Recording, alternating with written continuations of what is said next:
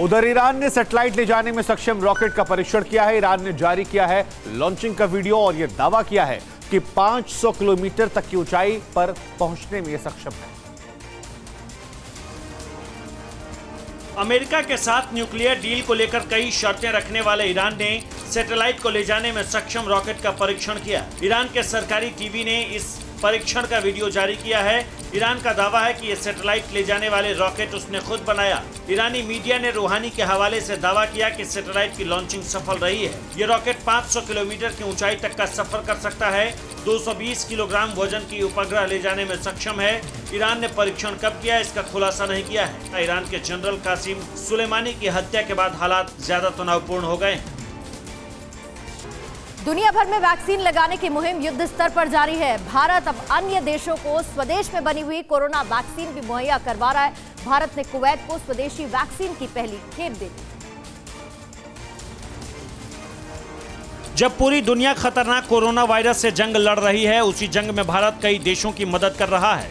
भारत दूसरे देशों को गिफ्ट के तौर पर वैक्सीन देने का काम कर रहा है। वैक्सीन डिप्लोमेसी के तहत भारत लगातार कई देशों को अपने यहां बनी वैक्सीन की खेप पहुंचा रहा है।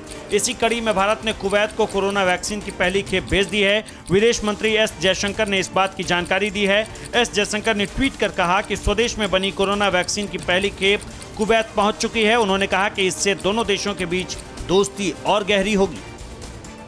उधर बजट में सबसे ज्यादा नजर जिस चीज पर होती है वो ये कि बाजार में क्या सस्ता हुआ और क्या कुछ महंगा।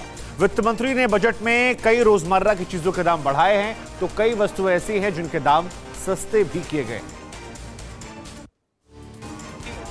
हर बार की तरह इस बार भी आम बजट में कुछ चीजें सस्ती हुई है तो कुछ महंगी, लेकिन सबसे ज्यादा असर सोना चांदी पर पड़ा है। इन पर इंपोर्ट ड्यूटी 5% कम कर दी गई है। इससे ज्वेलरी सस्ती होगी। वित्त मंत्री निर्मला सीतारमण ने ऑटो पार्ट्स पर 7.5% इंपोर्ट ड्यूटी बढ़ा दी है। इससे गाड़ियां महंगी होंगी। वहीं मोबाइल पार्ट्स, बैटरी और चार्जर पर इंपोर्ट ड्यूटी 2.5% से 5% तक बढ़ा दी गई है।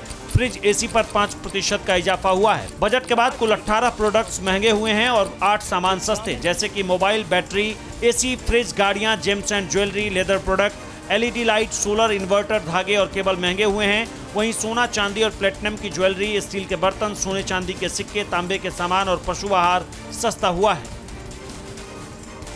क्या आप ये सोच सकते हैं कि पोलियो ड्रॉप की जगह स्वास्थ्य विभाग बच्चों को सैनिटाइजर पिला सकता है? सुनने में अटपटा और अजीब जरूर लगेगा, लेकिन महाराष्ट्र में ऐसा ही एक मामला सामने आया। पूरे देश में पोलियो ड्रॉप अभियान चल रहा है, लेकिन इसी बीच महाराष्ट्र के यवतमाल में लापरवाही का एक ऐसा मामला सामने आया जिसे सुनकर आपके होश उड़ जाएंगे।